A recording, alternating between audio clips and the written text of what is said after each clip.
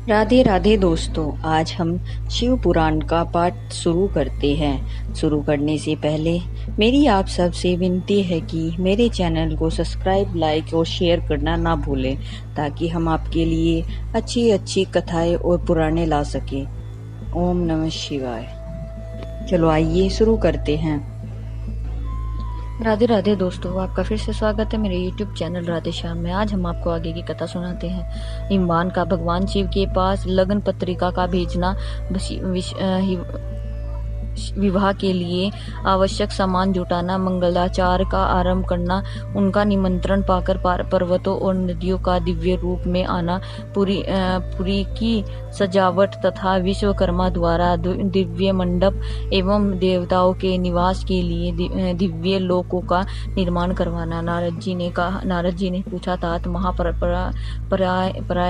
प्रयाग प्रभु, आप कृपया पूर्वक यह बताइए कि सप्तऋषियों के चले जाने पर हिमवान ने क्या किया। ब्रह्मा जी ने कहा, मुनिवर, अरुंधति सहित उन सप्तऋषियों के चले जाने पर हिमवान ने जो कार्य किए तब वह तुम्हें बता रहा हूँ। सप्तऋषियों के जाने के बाद अपने मेरु आदि भाइयों बंधुओं को आमंत्रित करके पुत्र और पत्नी सहित मनसवी गिरिराज हिमवान बड़े हर्ष का अनुभव करने लगे। तदंतर ऋषियों की आज्ञा के अनुसार हिमवान ने अपने पुरोहित गर्ग जी से बड़ी प्रसन्नता के साथ लग्न पत्रिका लिखवाई। उस पत्रिका को उन्होंने भगवान शिव के पास भेजा। पर्वतराज के बहुत से आत्मीय जन प्रसन्न मन से नाना प्रकार की सामग्रियां लेकर वहां गए। कैलाश पर भगवान शिव के समीप पहुंचकर उन लोगों ने शिव को तिलक लगाया और वह लग्न पत्र उनके हाथ में दिया। वहां भगवान शिव ने उन सबका यथा योग्य विशेष सत्कार किया। फिर वे सब लोग प्रसन्नचित हो शैलराज के पास लौट गए। महेश्वर के द्वारा विशेष सम्मानित होकर बड़े हर्ष के साथ लौटे हुए उन लोगों को देखकर हिमवान के हृदय में अत्यंत हर्ष हुआ। तत्पश्चात आनंदित हो शैलराज ने नाना देशों में रहने वाले अपने बंधुओं को लिखित निमंत्रण भेजा, जो उन सबको सुख देने वाला था। उसके बाद वे बड़े आदर और उत्साह के साथ उत्तम अन्न एवं नाना प्रकार की विविध सामग्रियों का संग्रह करने लगे। उन्होंने चावल, गुड़, शक्कर, आटा, दूध, दही, घी, मिठाई, नमकीन पदार्थ, मक्खन, पकवान, महान स्वादिष्ट रस और नाना प्रकार के व्यंजन इतने अधिक एकत्रित किए कि सूखे पदार्थों के पहाड़ खड़े हो गए और द्रव्य पदार्थों की बावड़ियां बन गई। शिव के पार्षदों और देवताओं के लिए हित कर नाना प्रकार की वस्तुएं, भांति भांति के बहुमूल्य वस्त्र आग में तपाकर शुद्ध किए हुए स्वर्ण, रजत और विभिन्न प्रकार के मणि, रत्न, इनका तथा अन्य उपयोगी द्रव्यों का विधि पूर्वक संग्रह करके गिरिजा ने मंगलकारी दिन में मांगलिक कृत्य करना आरंभ किया। पर्वतराज के घर की स्त्रियों ने पार्वती का संस्कार कराया। भांति भांति के आभूषणों से विभूषित हुई राजभवन की उन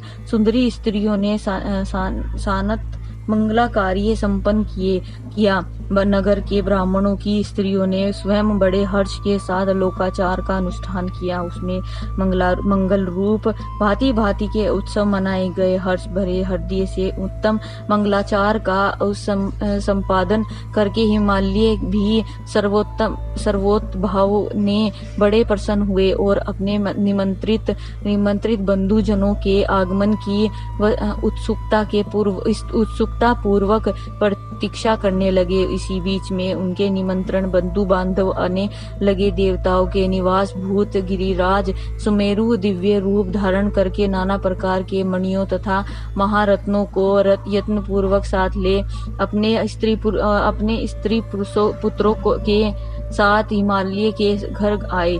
मंदराचल, अस्त्राचल, उदयाचल, मले, दुर्दुर, निषिद्ध, गंधमादन, करवीन, महेंद्र, पारिमा यात्र, कोच, पुरुषोत्तम, शैल, नील, त्रिकुट, चित्रकूट, वैकुंठ, श्रीशैल, गोकामुख, नारद, विंध्यन, कालंजर, कैलाश तथा अन्य पर्वत दिव्य रूप धारण कर अपनी स्त्री पुत्रों के साथ बहुत सी भेंट सामग्री ले वहां उपस्थित हुए। दूसरे द्वीपों में तथा यहाँ भी जो जो पर्वत हैं वे सब हिमालय के घर पधारे। शिवात और शिव का विवाह है, यह जानकर सबने बड़ी प्रसन्नता के साथ वहां पदार्पण किया।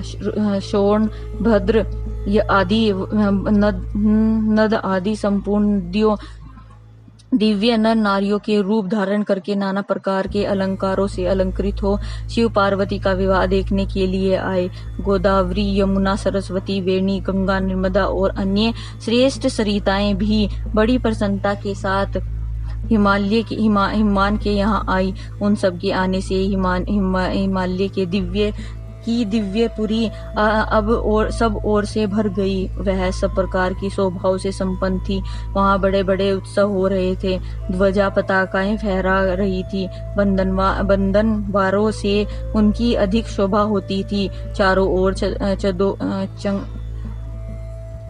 तने हुए होने से वहां सूर्य का दर्शन नहीं होता था।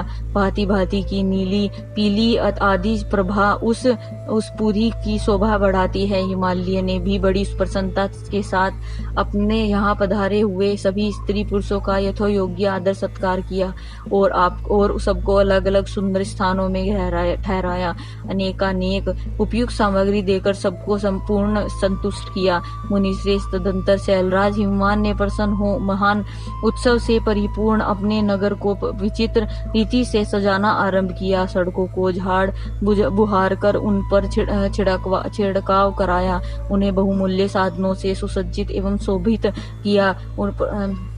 प्रत्येक घर के दरवाजों पर केले और मांगलिक वस्त्र लगवाए और उन्हें मांगलिक द्रव्यों से संयुक्त किया। आंगन को केले के खम्भों से सजाया। रेशम की डोरों में आम के पल्लव बांधकर बंदरवाल बनाई और उन खम्भों के चारों ओर लगवा दिए। मालती के फूलों की मालाएं और उस आंगन के सब ओर लटका दी गई। सुंदर तोरणों से वहां आंगन का भाग अत्यंत प्रकाशमान जान पड़ता था।